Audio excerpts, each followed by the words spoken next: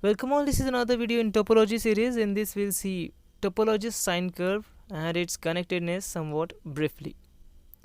We know that topology's sine curve is denoted by S closure and it is given by S union S dash, where S is equal to collection of pairs x comma sine 1 over x such that 0 is less than x is less than or equal to 1, and S closure is equal to collection of pairs 0 comma y such that y belongs to closed interval -1 to 1. We know that path connected spaces are connected, that is, path connectedness implies connectedness, but connectedness does not imply path connectedness, and topology's sine curve is one of the famous counterexample of it.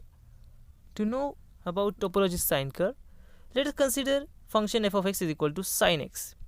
Now this is the function defined for all values of x, so it is simple, continuous and thus connected wave function. But what if we replace x by sine 1 over x? There will be a problem, and the problem will be at x is equal to 0. Since at x is equal to 0, the function is not defined, and thus as x approaches 0, the function sine 1 over x will oscillate in such a way that near x is equal to 0 we'll see a strip, which actually will not be a strip, but instead will be infinitely many up and downs of wave function sine 1 over x. And after these infinite up and downs, we will be very close to 0, but will never actually touch 0. Since as x is tending to 0, x will never be equal to 0.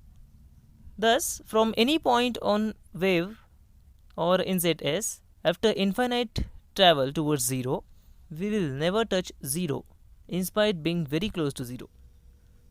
And thus set S closure will not be path connected, but it is connected. Even if it seems easy to imagine, the proof in actual is quite complex. But if you want to further read about this, I will share some links in description. Thank you.